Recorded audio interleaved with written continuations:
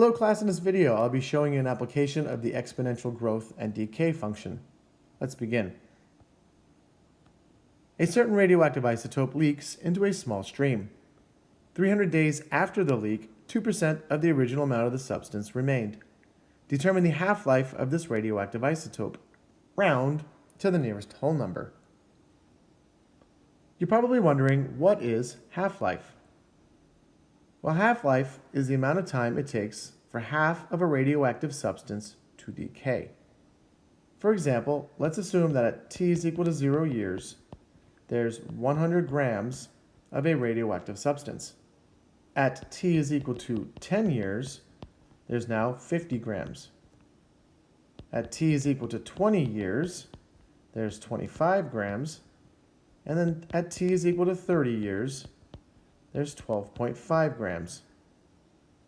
In this scenario, the half-life is 10 years. And that's because every time t increased by 10, the amount of radioactive substance decreased by half. So now back to the example. To determine the half-life of this radioactive isotope, we're first going to need to find the decay rate.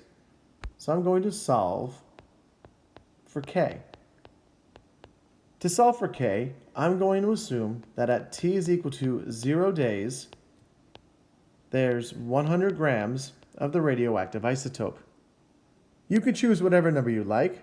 However, I like to choose the number 100 because percentages are out of 100. And if there's 2% remaining after 300 days, this means that there's 2 grams remaining after 300 days. Now, I can set up the exponential growth and decay function to solve for K.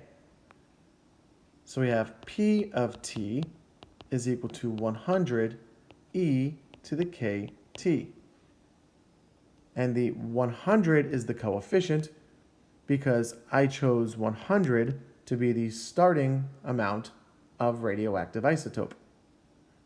We know that when t is equal to 300, this is equal to 2, which is going to equal 100 e to the 300 times k power. To solve for k, I'm going to start by dividing both sides of the equation by 100. Next, I'm going to apply the logarithmic property of equality. Now I'm going to apply the power rule to convert the exponent to a factor. The natural log of e is equal to 1, so we have k is equal to the natural log of 2 divided by 100, all divided by 300. That is the exact value of k. To find an approximate value of k, you can use Decimus. So I've gone ahead and set k equal to the expression we found in the problem. So k is approximately negative 0.0130400766848. So now that we have a value for k, we can now find the half-life of this radioactive isotope. Half of 100 is 50. So we're going to have 50 is equal to 100 e to the k times t power. Dividing both sides by 100, we have 1/2 is equal to e raised to the k times t power.